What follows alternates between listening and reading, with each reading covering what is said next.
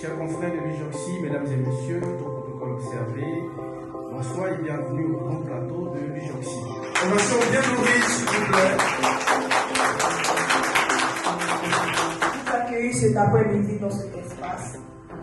C'est une plongée dans l'univers d'un artiste qui, depuis 3 décennies, façonne un langage culturel unique. Merci d'être venu. Ce soir, c'est 30 ans d'histoire. C'est 30 ans de maîtrise du texte. C'est un grand nom, c'est Jacques Bleu.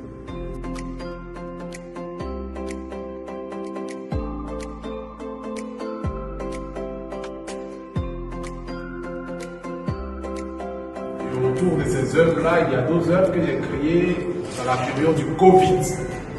J'ai intitulé Réalité masquée, que vous allez voir, parce qu'il y a un lien entre les premières œuvres que j'avais créées en 1995 et ces œuvres-là de 2000. Ceux qui avaient acheté ces œuvres-là à l'époque, je suis allé les voir, je leur dis que je vais retracer l'histoire et faire une rétrospective.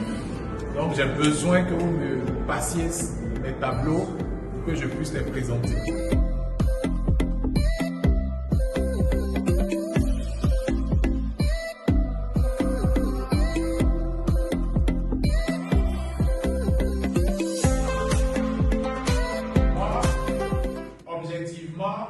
Picasso, il m'a intéressé parce qu'il s'est inspiré de notre art, de nos sculptures, de nos masques, pour faire ses créations. Il a juste déconstruit les bases.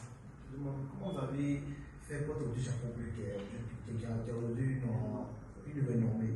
La première publicité pour un artiste, c'est le travail bien fait. Il faut d'abord bien faire ce que tu as à faire. Mais il faut être régulier.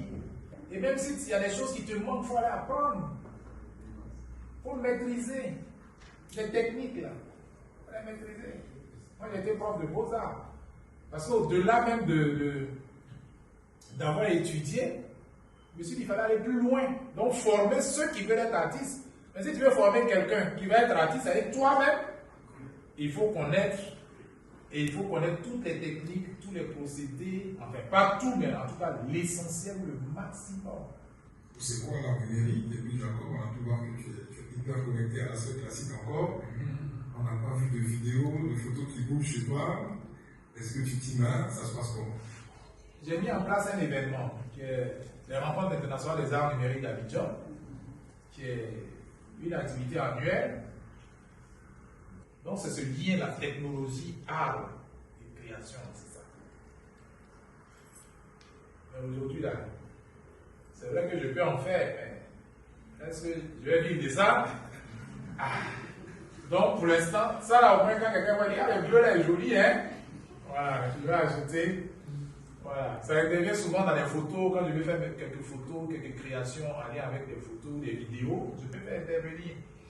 Mais en faire des œuvres réellement de façon régulière, pour l'instant, je m'y mets pas. Et quel impact, selon vous, cette intelligence, ou bien l'évolution de l'intelligence artificielle peut avoir sur l'art en général?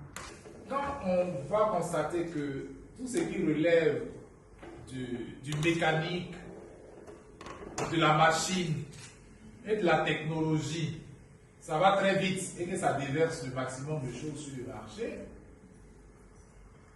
ce qui sera fait main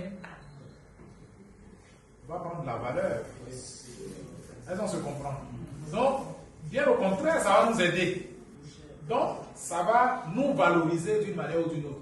Ça nous aide quelquefois dans la recherche, pour aller vite dans certaines recherches et dans certaines compositions. Mais après, le fait main, forcément, va prendre de la valeur et ça va avoir une cote assez forte. Donc, je pense que c'est un atout, il ne faut pas en avoir. Vous savez que l'art et la communication sont 2 maillons d'une même chaîne. Donc, sans vous, nous ne sommes rien. Sans vous, nous n'avons pas de visibilité.